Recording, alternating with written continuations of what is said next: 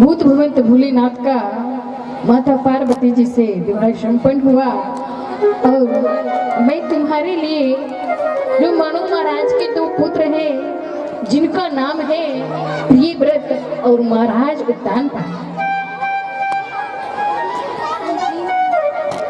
तो महाराज उत्तानपाद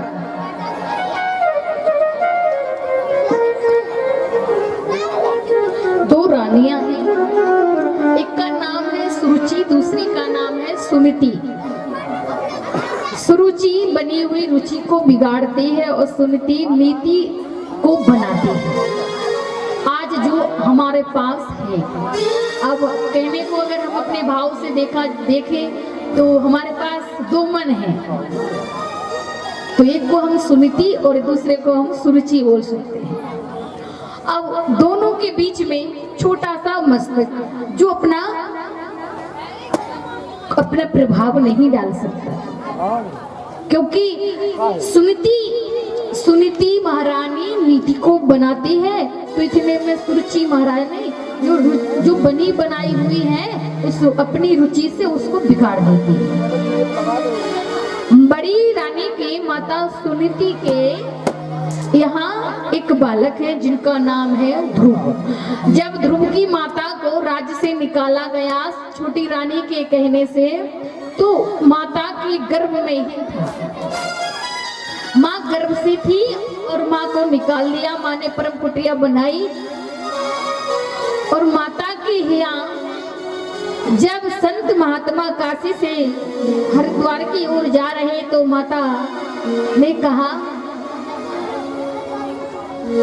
कि हे महात्मा जी, आप यहाँ से निकल रहे हैं तो मेरे घर प्रसाद भी पाते चलिए। वहीं महात्माओं जी का निवास हुआ। महात्मा जी ने कहा संतों ने कि आपने हमारे लिए बहुत सुंदर सा भोजन खिलाया है, प्रसाद दिया, तो हमारा भी कर्तव्य बनता है कि हम आपको कुछ दें, इसलिए आप हमसे कुछ मांग लीजिए। माता सुनीति ने कहा मुझे कुछ नहीं चाहिए, मेरी छोटी बहन सुरुचि है, उनके यहाँ कोई बालक नहीं है, 1-2 वर्ष हो गए हैं, बस इतनी कृपा कर दो महात्मा जी, हे संत महाराज, कि मेरे यहाँ मेरी बहन के यहाँ एक बालक है जाए। और संतों के आशीर्वाद से संतों ने कहा कि हम आशीर्वाद देते हैं, उनके यहाँ बालक होगा पर दुराचार। और आगे चल के सुरुचि का पुत्र उत्तम हुआ और सुनीति का महाराज ध्रुव हुई।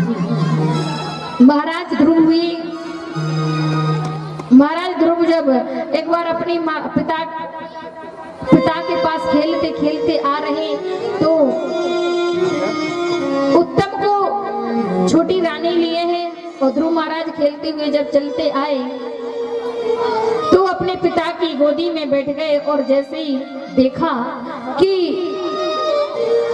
ध्रुव महाराज उत्तनपाद महाराज की गोद में बैठे हैं, तो इतने में क्रोध आ गया और उन्होंने लेकर धक्का मार दिया और कहा कि हे ध्रुव, अगर तुमको बैठना है अपने पिता की गोदी में तो मेरी कोख से जन्म लेना होगा, जाओ भगवान का भजन करना, जब भगवान मिल जाए अंत समय तो भगवान से कहना कि मुझे छोटी माता के गर्भ से जन्म दे और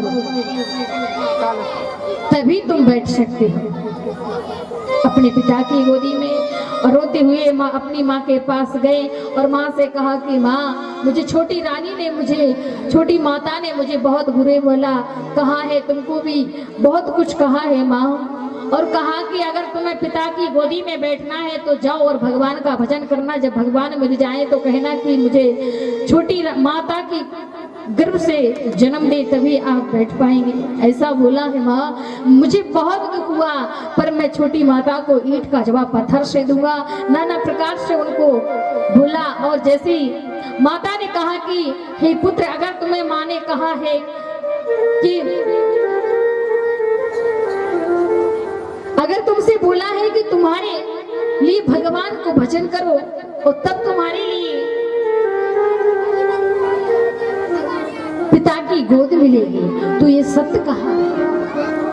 अगर तुमको भगवान मिल जाएंगे ना तो तुम्हें दुनिया का सारा सुख मिल जाएगा। इसलिए जाओ। ध्रुव महाराज बहुत छोटे हैं, 5 वर्ष के हैं, और उन्होंने कहा कि माँ कहाँ है भगवान, कैसे है भगवान। माँ ने कई प्रकार से समझाया, छोटा बालक है, कहीं ऐसा ना हो कुछ बालक ठान ले और चला जाए। तो नाना प्रकार से समझा रही है कि वन में रहते हैं भगवान। तो संतों ने कहा कि जब माता ध्रुव को समझा रही तो माता ने कहा कि आलस कभी नहीं करना चाहिए, कि ज्ञान गरीबी गुण धर्म नरम बचने निर्मोल, तुलसी कहूँ न छोड़िए सत्यशील संतो, कि कबीर नौका काट की खड़ी बिगरानी धार, कि बट सो पार करैया नहीं, कैसे जाऊं पल्ली बार। बेटा तुम्हारी माता ने जो कहा है वो एकदम सत्य कहा है, पर भगवान का तुम भजन करोगे, भगवान की साधना करोगे, तभी तुम भगवान तुम्हें मिलेंगे। और वो भी भगवान, ध्रुव ने कहा कि माता भगवान कहाँ मिलेंगे। माता ने कहा कि भगवान तो वन में मिलेंगे, वन में रहते हैं। उस छोटे से बालक को माता समझा रही है, और माता को ये ज्ञात नहीं कि मेरे बालक के अंदर एक अटल एक लक्ष्य बनते जा रहा है। और इधर कहते क्या, संत बड़े भाव से कहते हैं कि आलस कबहू न कीजिए, आलस से हरि संग जानी, आलत से बुद्धि घटे और बल बुद्धि की हो हानि, कि अगर तुम ठान लोगे तो तूफान का मुंह मोड़ सकते हो, अगर तुम ठान लोगे तो गगन से तारे भी खींच सकते हो। कहा कि अगर तुम आलस करोगे तो बल की हानि और बुद्धि की हानि होती है, और जो ठान लेते हैं वो कुछ भी कर सकते हैं। अगर तुम ठान लोगे तो तूफान का मुंह मोड़ सकते हो, अगर तुम ठान लोगे तो गगन से तारे भी खींच सकते हो। हे ध्रुव महाराज जी जब अपना मन बनाते हैं जाने के लिए, तो जैसे ही महाराज तानपाट को मालूम चलता है कि मेरा पुत्र भजन करने के लिए हट पकड़ गया है, और भगवान जैसे ही आते हैं और कहा कि ध्रुव तुम वन में मत जाओ, मैं तुम्हारे लिए आधा राज्य दे रहा। और ध्रुव ने विचार किया कि अभी तो पिता ने आधे राज्य की बात की, अगर मैं भगवान को अभी तो मैं जाने का मेरा कोई मूड भी नहीं है, और अभी तो मैंने सिर्फ सोचा है, और अगर मैं चला जाऊंगा तो फिर तो मुझे बहुत कुछ मिलेगा, और जब मुझे भगवान मिल जाएंगे तो ये राज्य तो मैं तुच्छ है, फिर ना जाने क्या क्या प्राप्त होगा। और अपने पिता से बहुत सुंदर सी बात कहते हैं ध्रुव महाराज कि मात ने जब गोद से मोह दीने उतारो, तब ही क्यों ना सवारो मोहे करते अबे हार। जब माता जी ने मुझे गोद से उतारा था, मुझे धक्का मारा था, तब पिताजी आपने कुछ भी नहीं बोला। अगर आपको बोलना था, अगर उस समय बोलते तो शायद वो मैं समझ जाता। अब पिताजी अब आपका कहना व्यर्थ है और मेरा यहाँ रहना व्यर्थ है। और ध्रुव जी महाराज जैसे ही जाते हैं वन में चले जाते हैं भजन करने के लिए, और भगवान श्री हरि विष्णु ने नारद जी को भेजा, जाओ परीक्षा लीजिए। नारद जी ने परीक्षा ली। नारद जी ने कहा कि यहाँ पे क्या कर रहे हो ध्रुव, यहाँ से जाओ, तुमको भेड़िया खा जाएंगे, जंगल में कई प्रकार के इत्यादि पशु जानवर रहते हैं, तुम्हें खा जाएंगे, मार डालेंगे। ध्रुव जी ने कहा मुझे मरने का कोई गम नहीं है, मुझे भगवान को पाना है, मुझे भगवान के दर्शन चाहिए, भगवान को दर्शन चाहिए। जब ध्रुव महाराज से कहा नारद जी ने, जानते हो भगवान कहाँ रहते हैं, कब मिलते हैं? तो नारद जी ने कहा कि भगवान कब मिलते हैं इतना जानते हो? बोले हाँ, बस इतना मालूम है कि भजन करने से भगवान मिलते हैं। नारद जी ने कहा अगर भगवान से मिलना है तो बहुत कुछ करना पड़ता। तो ध्रुव जी ने कहा मैं सब कुछ करने को तैयार हूं, पर मुझे भगवान से मिला दो। बोले भगवान से मिलने के लिए तो मरना पड़ता है। नारद जी ने कहा कि भगवान से मिलने के लिए तो मरना पड़ता है, वो भी बैकुंठ में रहते हैं। जब इतना कहा तो नारद जी ने कहा मुझे मरना भी नहीं है। जब जैसे ध्रुव जी कहने लगे मुझे मरना नहीं है पर भगवान से मिलना है, क्यों भगवान को पाना चाहते हो? ध्रुव महाराज ने अपनी बात नारद जी के आगे रखी और नारद जी ने कहा कि भगवान से अगर तुम जब मिलोगे जब तुम्हारे पास कोई गुरु हो, गुरु है तुम्हारे पास, क्योंकि गुरु की कृपा हो जाए तो समझ लेना कि नारायण की कृपा हो गई। नारद जी ने कहा जैसे ही, तो ध्रुव जी कहने लगे मेरे पास कोई गुरु तो नहीं है कि बड़े भाग्य जब जानी जब मिलिया बेसन और संतन को मिलिबो करे कष्टन कोवन। मेरे बड़े भाग्य आप जैसे नारद जी मिले। मेरी माँ मुझे बताती थी कि जिसे नारद जैसा संत मिल जाए तो उसे भगवान तो तुरंत ही कृपा कर देते हैं। इसलिए आप मुझे, आपको मैं गुरु बनाना चाहता हूँ तो आप मुझे अपना शिष्य बना लीजिए। जैसे इतना कहा तो नारद जी ने सोचा कि ऐसा शिष्य भी मिलने वाला नहीं है, ऐसा शिष्य भी मिलने वाला नहीं है। और ध्रुव जी ने सोचा कि विचार किया कि ऐसे गुरु भी मिलने वाले नहीं है, क्योंकि आज ना तो गुरुओं की कमी है तो ना चेलाओं की कमी है। अगर शिष्य बना लेंगे तो सोचेंगे अब गुरु के पास खूब माला माल हो तो गुरु हमारे लिए उल्टा दे दे। और गुरु जी ये आशा लगा लेते हैं कि अगर हमारे ऐसे चेला बन जाए खूब पैसे वाले तो हमारी चकाचक घुट जाए जिंदगी। और आज के क्योंकि गुरु तो गली गली में फिर रहे कि गली गली में फिरे गुरु, और वो कहते हैं क्या आज गुरुओं की कमी नहीं है कि गली गली में फिरे गुरु। और गुरु खुद कहते हैं कि हमसे ही दीक्षा लो तुम। ये नहीं विचार करते कि हमें गुरु कैसा बनाना चाहिए चेला के, क्योंकि गुरु और शिष्य का जो खाता है वो जोंट खाता रहता है। जैसे माँ, जैसे पिता और पुत्र का रहता है जोंट खाता खुलता है ना, इसी प्रकार अगर गुरु पाप करेंगे तो चेला भुगतेंगे और चेला पाप करेंगे तो गुरु भोगेंगे। क्योंकि अगर गुरु तपस्वी होंगे तो गुरु तो अपना आधा पाप काट लेंगे लेकिन चेला नहीं काट पाएंगे। अगर दोनों एक जैसे तो फिर नरक, कहते हैं ना चेला गुरु, गुरु और दो चेला वही नरक में। ऐसे ही तो ना तो गुरुओं की कमी है, पर इधर कहते हैं क्या आज के गुरु कहते हैं हमसे दीक्षा लो कि गली गली में फिरे गुरु और हमसे दीक्षा लेते जाओ। स्वर्ग जाओ चाहे नरक जाओ धोती कुर्ता देते जाओ। ऐसे पढ़ते हैं कि तुम चाहे स्वर्ग जाओ चाहे नरक जाओ उससे हमको कोई मालूम नहीं, कोई काम नहीं, पर हमारे लिए धोती कुर्ता दे जाओ।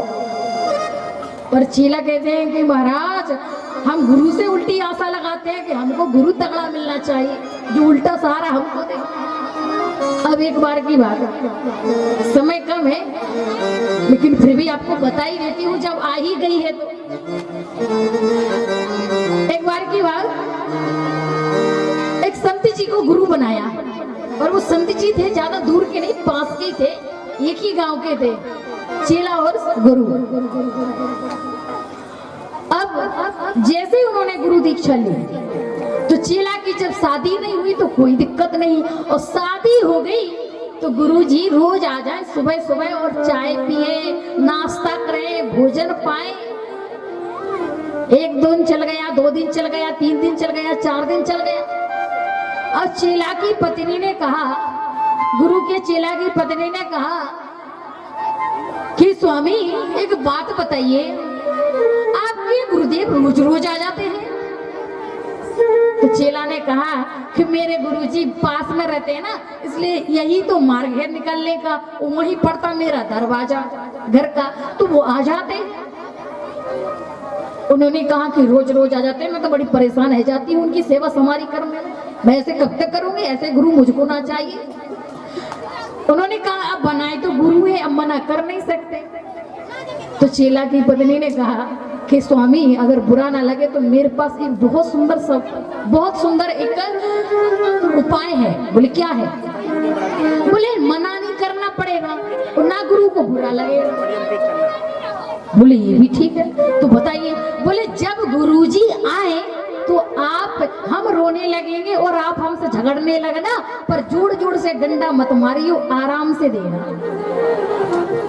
क्योंकि कहीं भी मेहमान या गुरु कोई भी जाता है जिनके घर में महाभारत हो रहा हो तो वहां फिर वो डटते नहीं है, भैया इनके घर में झगड़ा हो रहा, हम नहीं रह रहे हैं, तो चलते हैं। तो बोले मैं झूठ माट की रोऊंगी और तुम झूठ माट के डंडे मारना, तो गुरु आएंगे तो दरवाजे से वापस हो जाएंगे। उसने कहा ये तो ठीक रहा। बोले ये तुमने बहुत सुंदर उपाय देखा। अब गुरुजी का आगमन हुआ। जैसे ही गुरुजी का आगमन हुआ तो चेला की पत्नी जाती है और झांक के देखती है कि गुरुजी गली में आ गए, बस आने ही वाले हैं। और पति से कहा तो पति जोर जोर से डंडे लगाता है और पत्नी जोर जोर से रोती है। जैसे ही जोर जोर से रोने लगी तो संत जी ने देखा कि इधर तो अभी महाभारत चल रहा। अब संत जी ने विचार किया कि कोई बात नहीं, दिन भर थोड़ी ना महाभारत चलेगा, एक दिन 1-2 घंटे चल जाएगा, तब तक मैं ये कोने में आसन लगा के साधना करता हूँ।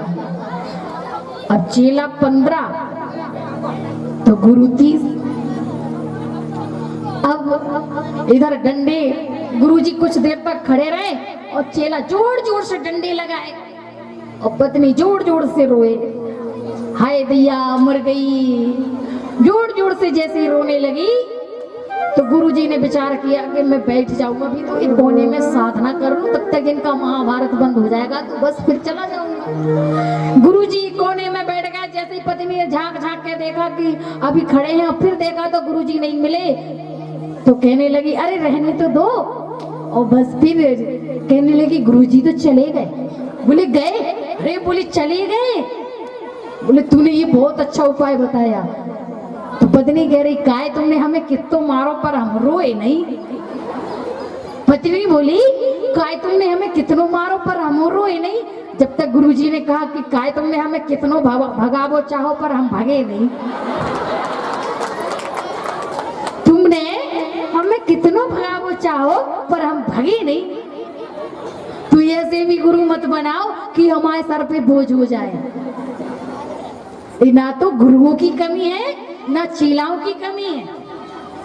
और ध्रुव जी ने विचार किया कि ना मुझे ऐसे गुरु मिलने वाले, और नारद जी ने भी विचार किया ना मुझे ऐसा शिष्य मिलने वाला।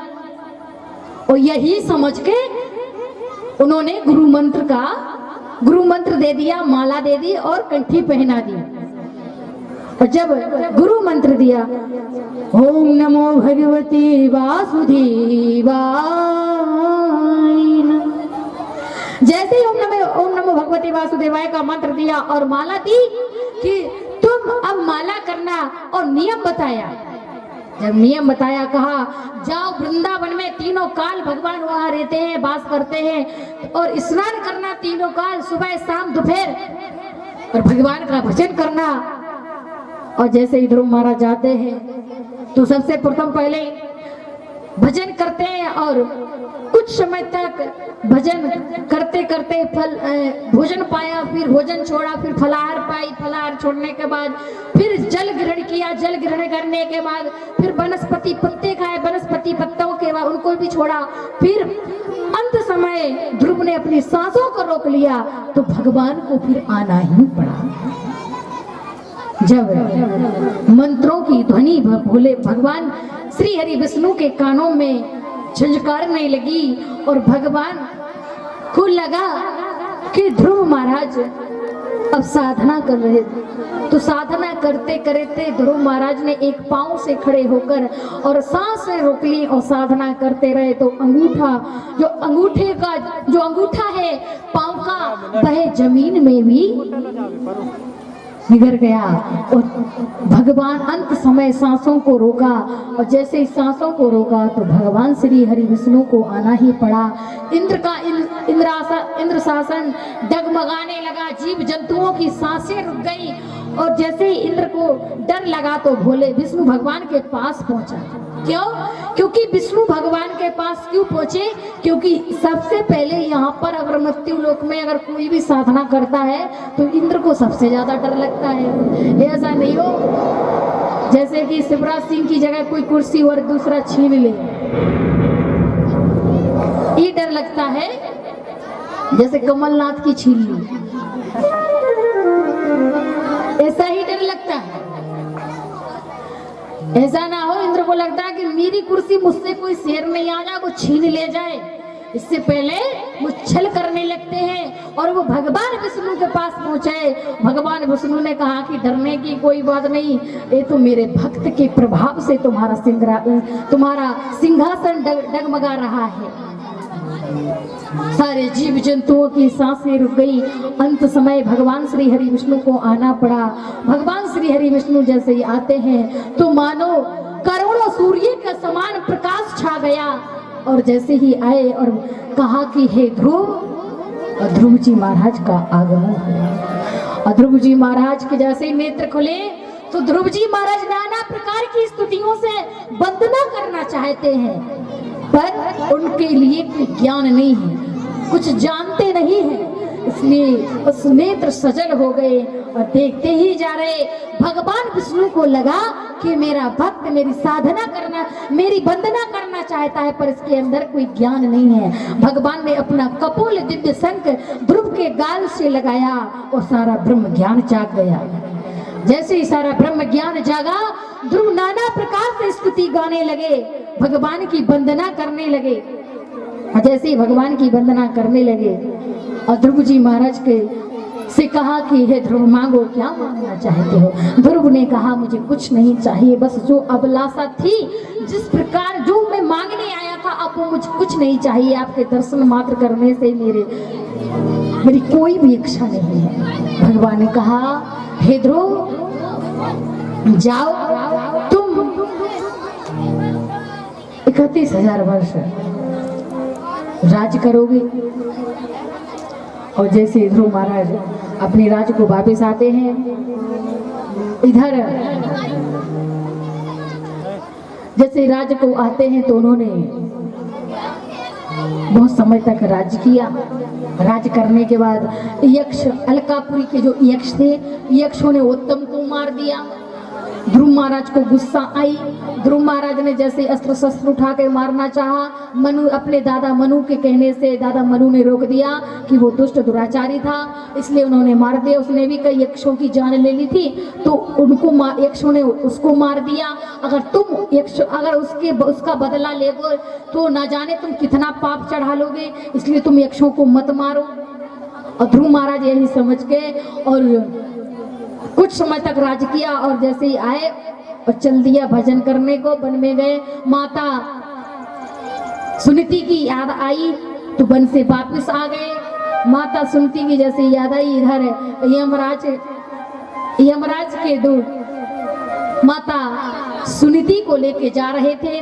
ध्रुव महाराज ने देखा तो ध्रुव उसी विमान में रोकना चाहा तो उसी विमान में पांव रखा और सप्त ऋषियों के भगवान ने एक अपना लोक दिया था, ध्रुव लोक, कि तुम मेरे परम प्रिय भक्त हो, मैं अपना लोक देता हूँ, जो मेरा परम प्रिय लोक है मैं तुमको देता हूँ, ध्रुव लोक। तो भगवान ने जो ध्रुव लोक दिया था वह अंत समय जैसे ही उस दिव्य विमान में अपना पांव रखा और सप्त ऋषियों से भी ऊपर और ध्रुव लोक में अपना निवास स्थान बना लिया ध्रुव जी ने।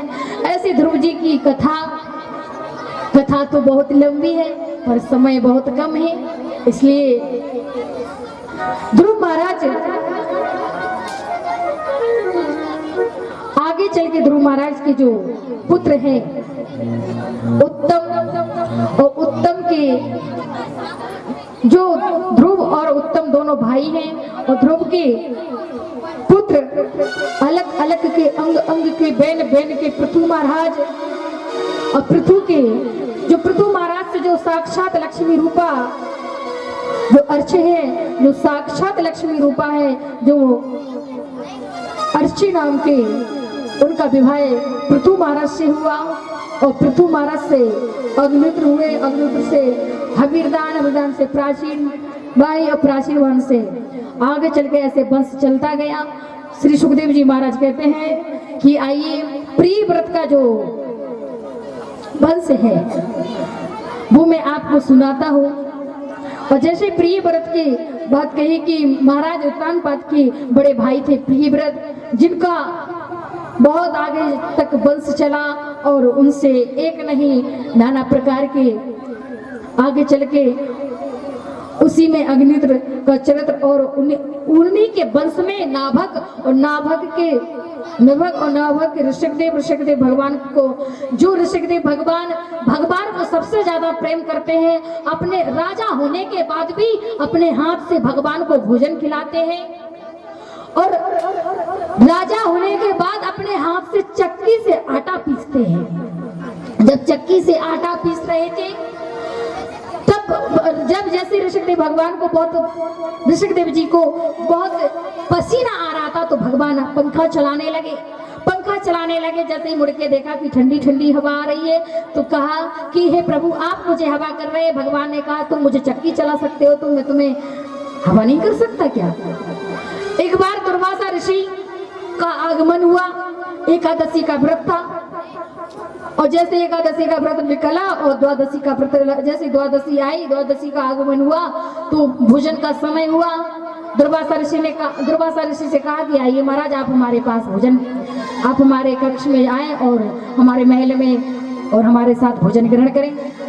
दुर्वासा ऋषि ने कहा कि भोजन तो मैं ग्रहण कर लूंगा पर मुझे स्नान भी करना है और समय भी हो गया है पूजा का। उन्होंने कहा ठीक है। दोपहर के 12 बजे से दूसरा दिन लग जाता है, पहर लग जाता। तो उन्होंने विचार किया कि दुर्वासा ऋषि को न जाने कितना समय हो जाएगा, तो उन्होंने भगवान का तृणामृत पी लिया, जो जल था वो पी लिया और पीने के कारण दुर्वासा ऋषि को मालूम चला। दुर्वासा ऋषि ने क्रोध में आकर के कहा कि तुमने चाहे तुम भोजन पाओ चाहे जल ग्रहण करो, लेकिन एक ही समान है भोजन के समान।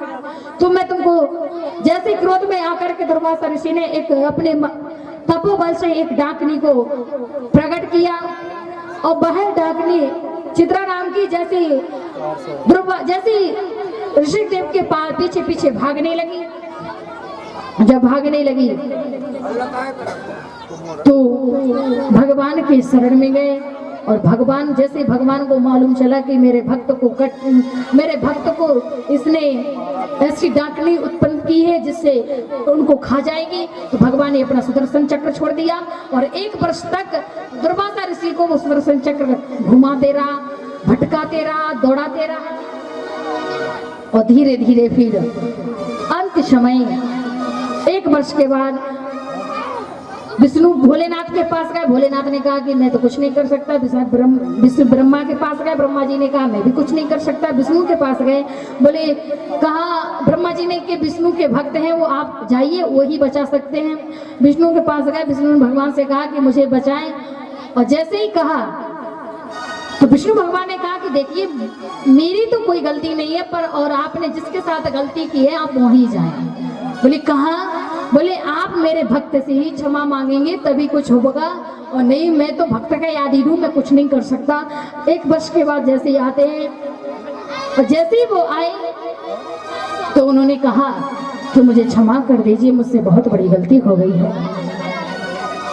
जब इतना कहा तो ऋषिदेव कहने लगे गलती आपकी नहीं, गलती हमारी हुई है, हमको क्षमा कर दीजिए। जो हमारे कारण आपको वो थोड़ा सा जल ग्रहण करने के कारण हमारे लिए, हमने आपके लिए 1 वर्ष तक इतना परेशान करवाया, इसे क्षमा करें मुझे प्रभु। ऐसे उसी वंश में ऋषिदेव और जिनके सबसे बड़े पुत्र का नाम है भरत, जिस भरत के कर्मों के आधार पर आज इस भारत का नाम भारतवर्ष है। जिस भरत ने 3 जन्म तपस्या की, पहले जन्म में तप कर दामोदर कुंड पे तप किया, दूसरे जन्म एक हिरण में लगाया, हिरण के मुंह में फंस गए और वो ममता जाग उठी और हिरण की सोच में अपने प्राणों को गवा दिया।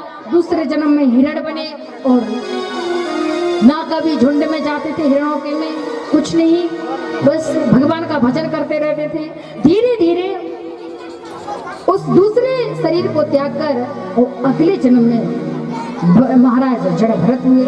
और महाराज जड़भरत के कर्मों के आधार पर राहुगढ़ देश, जो राहुगढ़ का जो राजा था, वह राजा जब आ रहा तो उन्होंने कहा कि सिंधु देश का जो राजा राहुगढ़ था, जब वो आ रहा तो उनकी पालकी में जो कांधा देते हैं, उनमें से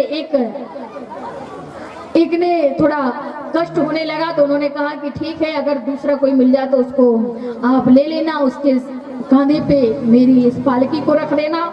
जैसे जड़ भरत महाराज का आगमन हुआ और जीव जंतु जब आ रहे थे तो उनको वो छलांग मारते थे कि कहीं मुझसे कोई जीव जंतु ना मर जाए, यही समझ के चलते थे।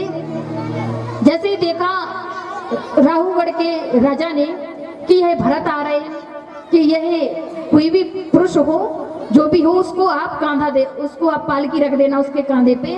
और यही समझ के पकड़ के लाए वो सैनिक और उनके कांधे पे पालकी रख दी। जब वो जाते हैं तो बार बार छलांग मारते हैं। जब बार बार छलांग मारते हैं तो सिंधु देश के राजा राहुगढ़ की मुंडी उस पालकी से लग जाती है, क्रोध में आकर के। और जैसे दंड देने को होते हैं, जैसे तो उन्होंने भरत महाराज ने विचार किया कि अगर ये राजा को मैंने अभी नहीं समझाया तो अगर राजा अत्याचारी है तो प्रजा का क्या होगा। इस प्रकार भरत महाराज ने नाना प्रकार से ज्ञान दिया। और वह श्री सुखदेव जी महाराज कहते हैं कि जो सिंधु देश का जो राजा राहुगढ़ है, वो राजा राहुगढ़ वही है जो हिरण था, और जो हिरण को पाला था, जो हिरण के बच्चा था, वही हिरण है जो सिंधु देश का राजा है। और भरत महाराज वही भरत है जो आज तीसरे जन्म में जड़ भरत महाराज हुए। ऐसे श्री सुखदेव जी महाराज ने कथा सुनाई।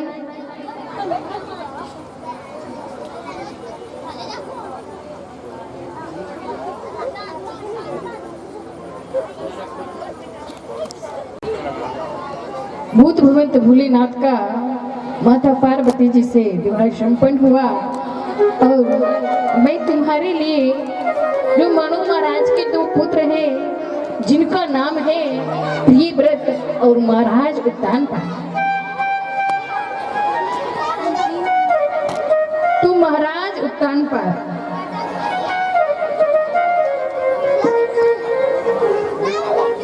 दो रानियां हैं।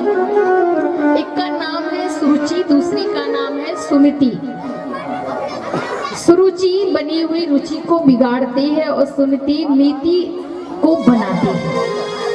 आज जो हमारे पास है, अब कहने को अगर हम अपने भाव से देखें तो हमारे पास दो मन हैं, तो एक को हम सुनीति और दूसरे को हम सुरुचि बोल सकते हैं। अब दोनों के बीच में छोटा सा मस्तक जो अपना प्रभाव नहीं डाल सकता, क्योंकि सुनीति महारानी नीति को बनाती है। तो इसमें सुरुचि महारानी जो बनी बनाई हुई है, उस अपनी रुचि से उसको बिगाड़ देती है। बड़ी रानी के माता सुनीति के यहाँ एक बालक है जिनका नाम है ध्रुव। जब ध्रुव की माता को राज्य से निकाला गया छोटी रानी के कहने से, तो माता के गर्भ में ही था, माँ गर्भ से थी और माँ को निकाल दिया। माँ ने परम कुटिया बनाई और माता के यहाँ जब संत महात्मा काशी से हरिद्वार की ओर जा रहे तो माता ने कहा कि हे महात्मा जी, आप यहाँ से निकल रहे हैं तो मेरे घर प्रसाद भी पाते चलिए। वहीं महात्माओं जी का निवास हुआ। महात्मा जी ने कहा संतों ने कि आपने हमारे लिए बहुत सुंदर सा भोजन खिलाया है, प्रसाद दिया, तो हमारा भी कर्तव्य बनता है कि हम आपको कुछ दें, इसलिए आप हमसे कुछ मांग लीजिए। माता सुनीति ने कहा मुझे कुछ नहीं चाहिए, मेरी छोटी बहन सुरुचि है, उनके यहाँ कोई बालक नहीं है, 1-2 वर्ष हो गए हैं, बस इतनी कृपा कर दो महात्मा जी, हे संत महाराज, कि मेरे यहाँ मेरी बहन के यहाँ एक बालक है जाए। उस संतों के आशीर्वाद से संतों ने कहा कि हम आशीर्वाद देते हैं, उनके यहाँ बालक होगा पर दुराचार। और आगे चल के सुरुचि का पुत्र उत्तम हुआ और सुनीति का महाराज ध्रुव हुए। महाराज ध्रुव जब एक बार अपनी पिता के पास खेलते खेलते आ रहे तो उत्तम को छोटी रानी लिए हैं और ध्रुव महाराज खेलते हुए जब चलते आए तो अपने पिता की गोदी में बैठ गए। और जैसे ही देखा कि ध्रुव महाराज उत्तम महाराज की गोद में बैठे हैं तो इतने में क्रोध आ गया और उन्होंने लेकर धक्का मार दिया और कहा कि हे ध्रुव, अगर तुमको बैठना है अपने पिता की गोदी में तो मेरी कोख से जन्म लेना होगा। जाओ भगवान का भजन करना, जब भगवान मिल जाए अंत समय तो भगवान से कहना कि मुझे छोटी माता के गर्भ से जन्म दे और तभी तुम बैठ सकते हो अपने पिता की गोदी में। और रोते हुए अपनी माँ के पास गए और माँ से कहा कि माँ, मुझे छोटी रानी ने छोटी माता ने मुझे बहुत बुरे बोला, कहा है तुमको भी बहुत कुछ कहा है माँ, और कहा कि अगर तुम्हें पिता की गोदी में बैठना है तो जाओ और भगवान का भजन करना, जब भगवान मिल जाए तो कहना कि मुझे छोटी माता की गर्भ से जन्म दे तभी आप बैठ पाएंगे। ऐसा बोला है माँ, मुझे बहुत दुख हुआ पर मैं छोटी माता को ईंट का जवाब पत्थर से दूंगा। नाना प्रकार से उनको बोला और जैसे ही माता ने कहा कि हे पुत्र, अगर तुम्हें माँ ने कहा है कि अगर तुमसे बोला है कि तुम्हारे लिए भगवान को भजन करो और तब तुम्हारे लिए पिता की गोद मिलेगी, तो ये सत्य कहा। अगर तुमको भगवान मिल जाएंगे ना तो तुम्हें दुनिया का सारा सुख मिल जाएगा, इसलिए जाओ। ध्रुव महाराज बहुत छोटे हैं, 5 वर्ष के हैं और उन्होंने कहा कि माँ कहाँ है भगवान, कैसे है भगवान। माँ ने कई प्रकार से समझाया, छोटा बालक है, कहीं ऐसा ना हो कुछ बालक ठाने ले और चला जाए। तो नाना प्रकार से समझा रही है कि वन में रहते हैं भगवान। तो संतों ने कहा कि जब माता ध्रुव को समझा रही तो माता ने कहा कि आलस कभी नहीं करना चाहिए, कि ज्ञान गरीबी गुण धर्म नरम बचने निर्मोह, तुलसी कहू न छोड़िए सत्यशील संतो, कि कबीर नौका काट की खड़ी बिगरानी धार, हे बट सो पार करैया नहीं, कैसे जाऊं पल्ली बार। बेटा, तुम्हारी माता ने जो कहा है वो एकदम सत्य कहा है, पर भगवान का तुम भजन करोगे, भगवान की साधना करोगे तभी तुम भगवान तुम्हें मिलेंगे। और वो भी भगवान, ध्रुव ने कहा कि माता भगवान कहाँ मिलेंगे। माता ने कहा कि भगवान तो वन में मिलेंगे, वन में रहते हैं। उस छोटे से बालक को माता समझा रही है और माता को ये ज्ञात नहीं कि मेरे बालक के अंदर एक अटल एक लक्ष्य बनते जा रहा है। और इधर कहते क्या, संत बड़े भाव से कहते हैं कि आलस कबहू न कीजिए, आलस से हरि समझानी, आलत से बुद्धि घटे और बल बुद्धि की हो हानि, कि अगर तुम ठान लोगे तो तूफान का मुंह मोड़ सकते हो, अगर तुम ठान लोगे तो गगन से तारे भी खींच सकते हो। कहा कि अगर तुम आलस करोगे तो बल की हानि और बुद्धि की हानि होती है, और जो ठान लेते हैं वो कुछ भी कर सकते हैं। अगर तुम ठान लोगे तो तूफान का मुंह मोड़ सकते हो, अगर तुम ठान लोगे तो गगन से तारे भी खींच सकते हो। हे ध्रुव महाराज जी जब अपना मन बनाते हैं जाने के लिए, तो जैसे ही महाराज तानपाद को मालूम चलता है कि मेरा पुत्र भजन करने के लिए हट पकड़ गया है, और जैसे ही आते हैं और कहा कि ध्रुव तुम वन में मत जाओ, मैं तुम्हारे लिए आधा राज्य दे रहा। और ध्रुव ने विचार किया कि अभी तो पिता ने आधे राज्य की बात की, अगर मैं भगवान को अभी तो मैं जाने का मेरा कोई मूड भी नहीं है, और अभी तो मैंने सिर्फ सोचा है, और अगर मैं चला जाऊंगा तो फिर तो मुझे बहुत कुछ मिलेगा, और जब मुझे भगवान मिल जाएंगे तो ये राज्य तो मैं तुच्छ है, फिर ना जाने क्या क्या प्राप्त होगा। और अपने पिता से बहुत सुंदर सी बात कहते हैं ध्रुव महाराज कि मात ने जब गोद से मोहती ने उतारो, तब ही क्यों ना सवारो मोहे करते अवेहार। जब माता जी ने मुझे गोद से उतारा था, मुझे धक्का मारा था, तब पिताजी आपने कुछ भी नहीं बोला।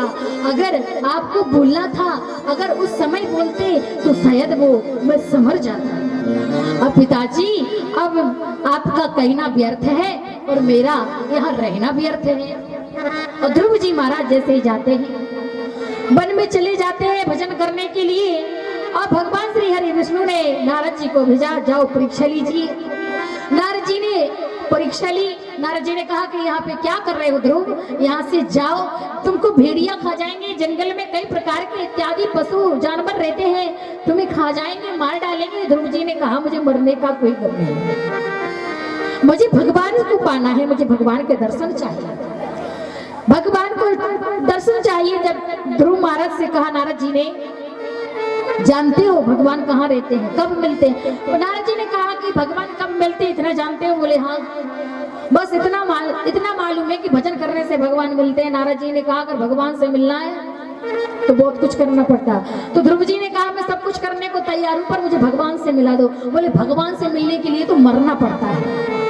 नारद जी ने कहा कि भगवान से मिलने के लिए तो मरना पड़ता है, वो भी बैकुंठ में रहते हैं। जब इतना कहा तो नारद जी ने कहा मुझे मरना भी नहीं है। जब जैसे ध्रुव जी कहने लगे मुझे मरना नहीं है पर भगवान से मिलना है, क्यों भगवान को पाना चाहते हो? ध्रुव महाराज ने अपनी बात नारद जी के आगे रखी और नारद जी ने कहा कि भगवान से अगर तुम जब मिलोगे जब तुम्हारे पास कोई गुरु हो, गुरु है तुम्हारे पास, क्योंकि गुरु की कृपा हो जाए तो समझ लेना कि नारायण की कृपा हो गई।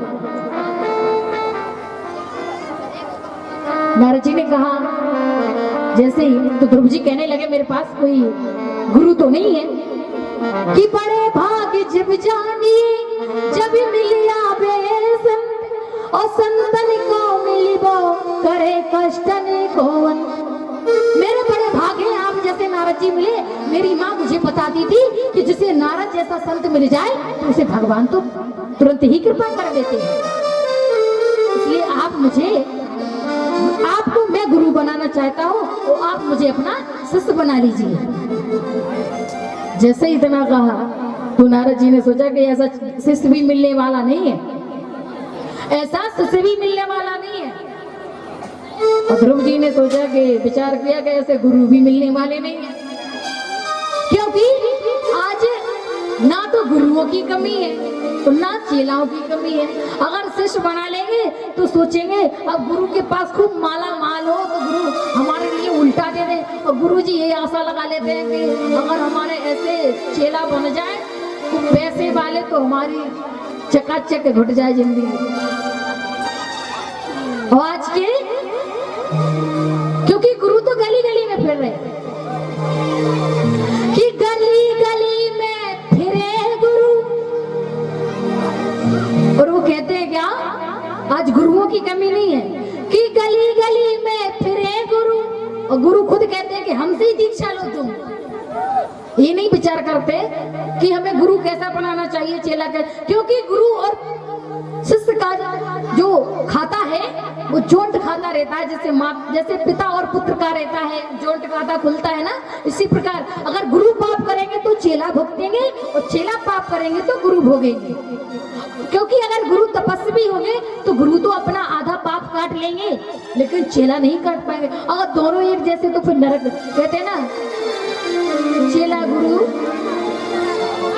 गुरु और दो ही चेला वही नरक में, ऐसे ही।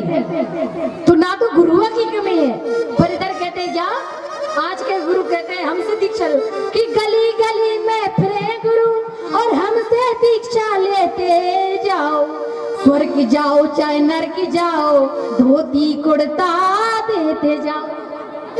ऐसे पढ़ते हैं कि तुम चाहे स्वर्ग जाओ चाहे नरक जाओ, उससे हमको कोई मालूम नहीं, कोई काम नहीं, पर हमारे लिए धोती कुर्ता दे जाओ। पर चेला कहते हैं कि महाराज हम गुरु से उल्टी आशा लगाते हैं कि हमको गुरु तगड़ा मिलना चाहिए, जो उल्टा सहारा हमको दे। अब एक बार की बात है, समय कम है लेकिन फिर भी आपको बता ही देती हूँ, जब आ ही गई है तो। एक बार की बात, एक संत जी को गुरु बनाया, और वो संत जी थे ज्यादा दूर के नहीं, पास के थे, एक ही गांव के थे, चेला और गुरु। अब जैसे ही उन्होंने गुरु दीक्षा ली तो चेला की जब शादी नहीं हुई तो कोई दिक्कत नहीं, और शादी हो गई तो गुरु जी रोज आ जाए सुबह सुबह और चाय पिए, नाश्ता करें, भोजन पाए। एक दिन चल गया, 2 दिन चल गया, 3 दिन चल गया, 4 दिन चल गया। और चेला की पत्नी ने कहा, गुरु के चेला की पत्नी ने कहा कि स्वामी एक बात बताइए, आपके गुरुदेव रोज रोज आ जाते हैं? तो चेला ने कहा कि मेरे गुरुजी पास में रहते हैं ना, इसलिए यही तो मार्ग है निकलने का, वहीं पड़ता मेरा दरवाजा घर का, तो वो आ जाते। उन्होंने कहा कि रोज रोज आ जाते हैं, मैं तो बड़ी परेशान है जाती हूँ उनकी सेवा समारी करने में, मैं ऐसे कब तक करूंगी, ऐसे गुरु मुझको ना चाहिए। उन्होंने कहा अब बनाए तो गुरु है, अब मना कर नहीं सकते। तो चेला की पत्नी ने कहा कि स्वामी अगर बुरा ना लगे तो मेरे पास एक बहुत सुंदर एक उपाय है। बोले क्या है? बोले मना नहीं करना पड़ेगा और ना गुरु को बुरा लगेगा। बोले ये भी ठीक है, तो बताइए। बोले जब गुरुजी आए तो हम रोने लगेंगे और आप हमसे झगड़ने लगना, पर जोड़ जोड़ से डंडा मत मारियो, आराम से देना। क्योंकि कहीं भी मेहमान या गुरु कोई भी जाता है जिनके घर में महाभारत हो रहा हो तो वहां फिर वो डरते नहीं है, भैया इनके घर में झगड़ा हो रहा, हम नहीं रह रहे यार, तो चलते हैं। तो बोले मैं झूठ माट की रोऊंगी और तुम झूठ माट के डंडे मारना, तो गुरु आएंगे तो दरवाजे से वापस हो जाएंगे। उसने कहा ये तो ठीक रहा। बोले ये तुमने बहुत सुंदर उपाय देखा। अब गुरुजी का आगमन हुआ। जैसे ही गुरुजी का आगमन हुआ तो चेला की पत्नी जाती है और झांक के देखती है कि गुरुजी गली में आ गए, बस आने वाले हैं। और पति से कहा तो पति जोर जोर से डंडे लगाता है और पत्नी जोर जोर से रोती है। जैसे ही जोर जोर से रोने लगी तो संत जी ने देखा कि इधर तो अभी महाभारत चल रहा। अब संत जी ने विचार किया कि कोई बात नहीं, दिन भर थोड़ी ना महाभारत चलेगा, एक दिन 1-2 घंटे चल जाएगा, तब तक मैं एक कोने में आसन लगा के साधना करता हूँ।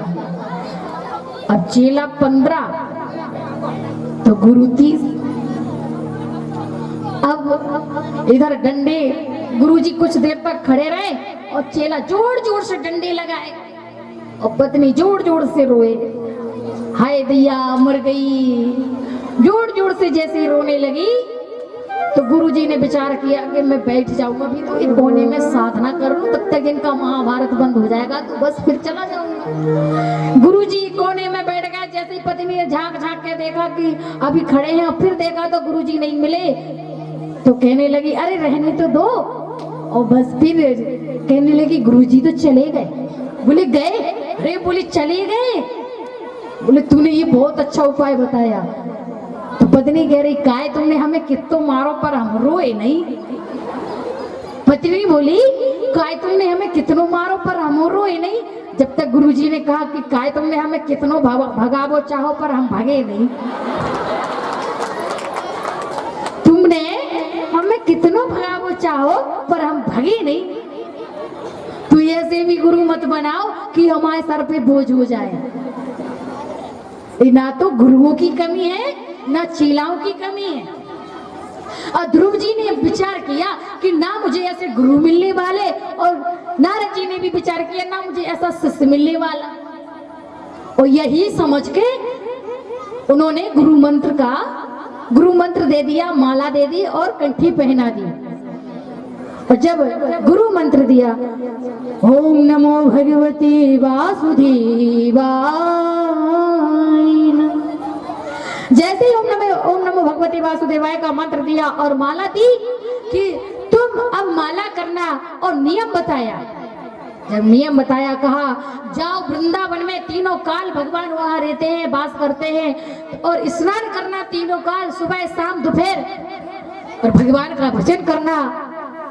और जैसे ही ध्रुव महाराज जाते हैं तो सबसे प्रथम पहले भजन करते हैं, और कुछ समय तक भजन करते करते भोजन पाया, फिर भोजन छोड़ा, फिर फलाहार पाई, फलाहार छोड़ने के बाद फिर जल ग्रहण किया, जल ग्रहण करने के बाद फिर वनस्पति पत्ते खाए, वनस्पति पत्तों के बाद उनको भी छोड़ा।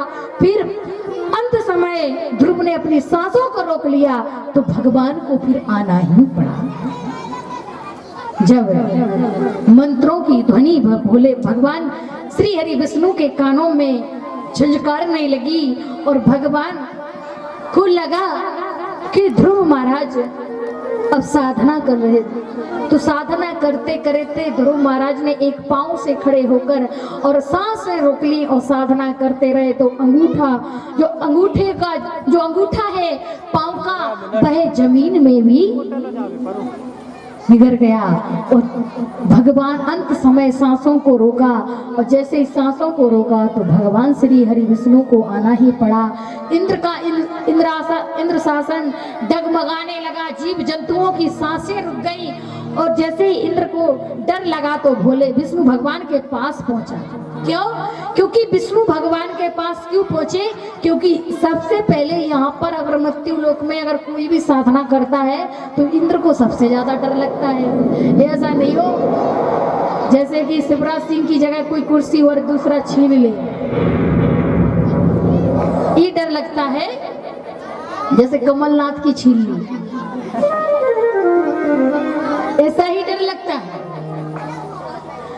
ऐसा ना हो इंद्र को लगता है कि मेरी कुर्सी मुझसे कोई शेर नहीं आ जाए, वो छीन ले जाए, इससे पहले वो छल करने लगते हैं। और वो भगवान विष्णु के पास पहुंचे। भगवान विष्णु ने कहा कि डरने की कोई बात नहीं, ये तो मेरे भक्त के प्रभाव से तुम्हारा सिंहासन डगमगा रहा है। सारे जीव जंतुओं की सांसें रुक गई। अंत समय भगवान श्री हरि विष्णु को आना पड़ा। भगवान श्री हरि विष्णु जैसे ही आते हैं तो मानो करोड़ों सूर्य का समान प्रकाश छा गया।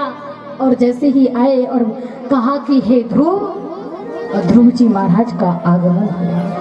और ध्रुव जी महाराज के जैसे ही नेत्र खुले तो ध्रुव जी महाराज नाना प्रकार की स्तुतियों से वंदना करना चाहते हैं, पर उनके लिए कोई ज्ञान नहीं है, कुछ जानते नहीं है, इसलिए उस नेत्र सजल हो गए और देखते ही जा रहे। भगवान विष्णु को लगा कि मेरा भक्त मेरी साधना करना, मेरी वंदना करना चाहता है, पर इसके अंदर कोई ज्ञान नहीं है। भगवान ने अपना कपोल दिव्य शंख ध्रुव के गाल से लगाया और सारा ब्रह्म ज्ञान जाग गया। जैसे ही सारा ब्रह्म ज्ञान जागा, ध्रुव नाना प्रकार से स्तुति गाने लगे, भगवान की वंदना करने लगे। जैसे ही भगवान की वंदना करने लगे और ध्रुव जी महाराज के से कहा कि हे ध्रुव मांगो, क्या मांगना चाहते हो? ध्रुव ने कहा मुझे कुछ नहीं चाहिए, बस जो अभिलाषा थी, जिस प्रकार जो मैं मांगने आया था, अब वो मुझे कुछ नहीं चाहिए। आपके दर्शन मात्र करने से मेरी कोई भी इच्छा नहीं है। भगवान ने कहा हे ध्रुव जाओ, तुम 31,000 वर्ष राज करोगे। और जैसे ध्रुव महाराज अपने राज को वापस आते हैं इधर जैसे राज्य को आते हैं तो उन्होंने बहुत समय तक राज्य किया। राज्य करने के बाद यक्ष, अलकापुरी के जो यक्ष थे, यक्षों ने उत्तम को मार दिया। ध्रुव महाराज को गुस्सा आई। ध्रुव महाराज ने जैसे अस्त्र शस्त्र उठा के मारना चाहा, मनु अपने दादा मनु के कहने से दादा मनु ने रोक दिया कि वो दुष्ट दुराचारी था, इसलिए उन्होंने मार दिया। उसने भी कई यक्षों की जान ले ली थी तो उनको यक्षों ने उसको मार दिया। अगर तुम यक्ष अगर उसका बदला लेगो तो ना जाने तुम कितना पाप चढ़ा लोगे, इसलिए तुम यक्षों को मत मारो।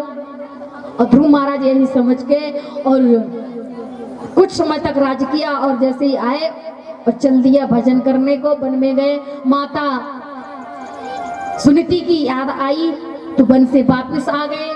माता सुनीति की जैसे याद आई, इधर यमराज के दूत माता सुनीति को लेके जा रहे थे। ध्रुव महाराज ने देखा तो ध्रुव उसी विमान में रोकना चाहा तो उसी विमान में पांव रखा और सप्त ऋषियों को भगवान ने एक अपना लोक दिया था, ध्रुव लोक, कि तुम मेरे परम प्रिय भक्त हो, मैं अपना लोक देता हूँ, जो मेरा परम प्रिय लोक है मैं तुमको देता हूँ, ध्रुव लोक। तो भगवान ने जो ध्रुव लोक दिया था वह अंत समय जैसे ही उस दिव्य विमान में अपना पांव रखा और सप्त ऋषियों से भी ऊपर और ध्रुव लोक में अपना निवास स्थान बना लिया ध्रुव जी ने। ऐसी ध्रुव जी की कथा तो बहुत लंबी है पर समय बहुत कम है, इसलिए ध्रुव महाराज आगे चल के ध्रुव महाराज के जो पुत्र हैं उत्तम, और उत्तम के जो ध्रुव और उत्तम दोनों भाई हैं और ध्रुव के पुत्र अलग अलग के अंग अंग के बहन बहन के पृथु महाराज और पृथु महाराज से जो साक्षात लक्ष्मी रूपा जो अर्चे है, जो साक्षात लक्ष्मी रूपा है, जो अर्ची नाम के उनका विवाह पृथु महाराज से हुआ और पृथु महाराज से अग्निहोत्र हुए, अग्निहोत्र से हविरदान, हविरदान से प्राचीन भाई और प्राचीन वंश से आगे चल के ऐसे वंश चलता गया। श्री सुखदेव जी महाराज कहते हैं कि आइए प्रिय व्रत का जो वंश है वो मैं आपको सुनाता हूँ। और जैसे प्रिय व्रत की बात कही कि महाराज उत्तानपाद के बड़े भाई थे प्रिय व्रत, जिनका बहुत आगे तक वंश चला और उनसे एक नहीं नाना प्रकार के आगे चल के उसी में अग्निहोत्र का चरित्र और उन्हीं के वंश में नाभक के ऋषिकदेव भगवान को, जो ऋषिकदेव भगवान को सबसे ज्यादा प्रेम करते हैं, अपने राजा होने के बाद भी अपने हाथ से भगवान को भोजन खिलाते हैं और राजा होने के बाद अपने हाथ से चक्की से आटा पीसते हैं। जब चक्की से आटा पीस रहे थे तब जब जैसे ऋषिकदेव जी को बहुत पसीना आ रहा था तो भगवान पंखा चलाने लगे। जैसे ही मुड़ के देखा कि ठंडी ठंडी हवा आ रही है तो कहा कि हे प्रभु आप मुझे हवा कर रहे हैं। भगवान ने कहा तुम मुझे चक्की चला सकते हो तो मैं तुम्हें हवा नहीं कर सकता क्या। एक बार दुर्वासा ऋषि का आगमन हुआ, एकादशी का व्रत था और जैसे एकादशी का व्रत निकला और द्वादशी का व्रत, जैसे द्वादशी आई, द्वादशी का आगमन हुआ तो भोजन का समय हुआ। दुर्वासा ऋषि से कहा कि आइए महाराज आप हमारे पास भोजन, आप हमारे कक्ष में आए और हमारे महल में और हमारे साथ भोजन ग्रहण करें। दुर्वासा ऋषि ने कहा कि भोजन तो मैं ग्रहण कर लूंगा पर मुझे स्नान भी करना है और समय भी हो गया है पूजा का। उन्होंने कहा ठीक है। दोपहर के 12 बजे से दूसरा दिन लग जाता है, पहर लग जाता। तो उन्होंने विचार किया कि दुर्वासा ऋषि को न जाने कितना समय हो जाएगा, तो उन्होंने भगवान का तृणामृत पी लिया, जो जल था वो पी लिया और पीने के कारण दुर्वासा ऋषि को मालूम चला। दुर्वासा ऋषि ने क्रोध में आकर के कहा कि तुमने चाहे तुम भोजन पाओ चाहे जल ग्रहण करो, लेकिन एक ही समान है भोजन के समान। तो मैं तुमको जैसे क्रोध में आकर के दुर्वासा ऋषि ने एक अपने तपोबल से एक डाकनी को प्रकट किया और वह डाकनी चित्रा नाम की, जैसे द्रुपद जैसे ऋषिदेव के पास पीछे पीछे भागने लगी। जब भागने लगी तो भगवान के शरण में गए और भगवान जैसे भगवान को मालूम चला कि मेरे भक्त को इसने ऐसी डांटनी उत्पन्न की है जिससे उनको खा जाएगी, तो भगवान ने अपना सुदर्शन चक्र छोड़ दिया और 1 वर्ष तक दुर्वासा ऋषि को वो सुदर्शन चक्र घुमाते रहा, भटकाते रहा, दौड़ाते रहा। और धीरे धीरे फिर अंत समय 1 वर्ष के बाद विष्णु भोलेनाथ के पास गए। भोलेनाथ ने कहा कि मैं तो कुछ नहीं कर सकता। विष्णु ब्रह्मा के पास गए। ब्रह्मा जी ने कहा मैं भी कुछ नहीं कर सकता। विष्णु के पास गए, बोले कहा ब्रह्मा जी ने कि विष्णु के भक्त हैं वो आप जाइए, वही बचा सकते हैं। विष्णु के पास गए। विष्णु ने भगवान से कहा कि मुझे बचाएं, और जैसे ही कहा तो विष्णु भगवान ने कहा कि देखिए मेरी तो कोई गलती नहीं है, पर और आपने जिसके साथ गलती की है आप वहीं जाएं। बोले कहाँ? बोले आप मेरे भक्त से ही क्षमा मांगेंगे तभी कुछ होगा, और नहीं मैं तो भक्त का यादी हूँ, मैं कुछ नहीं कर सकता। 1 वर्ष के बाद जैसे ही आते हैं और जैसे ही वो आए तो उन्होंने कहा कि मुझे क्षमा कर दीजिए, मुझसे बहुत बड़ी गलती हो गई है। जब इतना कहा तो ऋषिदेव कहने लगे गलती आपकी नहीं, गलती हमारी हुई है, हमको क्षमा कर दीजिए। जो हमारे कारण आपको वो थोड़ा सा जल ग्रहण करने के कारण हमारे लिए हमने आपके लिए 1 वर्ष तक इतना परेशान करवाया, इसे क्षमा करें मुझे प्रभु। ऐसे उसी वंश में ऋषिदेव और जिनके सबसे बड़े पुत्र का नाम है भरत, जिस भरत के कर्मों के आधार पर आज इस भारत का नाम भारतवर्ष है। जिस भरत ने 3 जन्म तपस्या की, पहले जन्म में तप कर दामोदर कुंड पे तप किया, दूसरे जन्म एक हिरण में लगाया, हिरण के मुंह में फंस गए और वो ममता जाग उठी और हिरण की सोच में अपने प्राणों को गवा दिया। दूसरे जन्म में हिरण बने और ना कभी झुंड में जाते थे हिरणों के में, कुछ नहीं, बस भगवान का भजन करते रहते थे। धीरे धीरे उस दूसरे शरीर को त्याग कर और अगले जन्म में महाराज जड़ भरत हुए, और महाराज जड़ भरत के कर्मों के आधार पर राहुगढ़ का जो राजा था, वह राजा जब आ रहा तो उन्होंने कहा कि सिंधु देश का जो राजा राहुगढ़ था, जब वो आ रहा तो उनकी पालकी में जो कांधा देते हैं उनमें से एक ने थोड़ा कष्ट होने लगा, तो उन्होंने कहा कि ठीक है अगर दूसरा कोई मिल जाए तो उसको आप ले लेना, उसके कांधे पे मेरी इस पालकी को रख देना।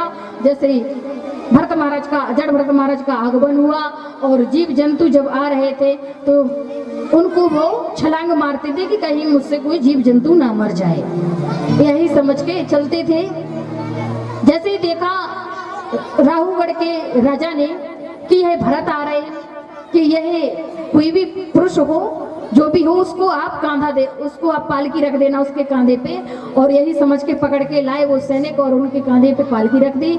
जब वो जाते हैं तो बार बार छलांग मारते हैं, जब बार बार छलांग मारते हैं तो सिंधु देश के राजा राहुगढ़ की मुंडी उस पालकी से लग जाती है, क्रोध में आकर के, और जैसे दंड देने को होते हैं जैसे तो उन्होंने भरत महाराज ने विचार किया कि अगर ये राजा को मैंने अभी नहीं समझाया तो अगर राजा अत्याचारी है तो प्रजा का क्या होगा। इस प्रकार भरत महाराज ने नाना प्रकार से ज्ञान दिया, और वह श्री सुखदेव जी महाराज कहते हैं कि जो सिंधु देश का जो राजा राहुगढ़ है वो राजा राहुगढ़ वही है जो हिरण था, और जो हिरण को पाला था, जो हिरण के बच्चा था वही हिरण है जो सिंधु देश का राजा है, और भरत महाराज वही भरत है जो आज तीसरे जन्म में जड़ भरत महाराज हुए। ऐसे श्री सुखदेव जी महाराज ने कथा सुनाई।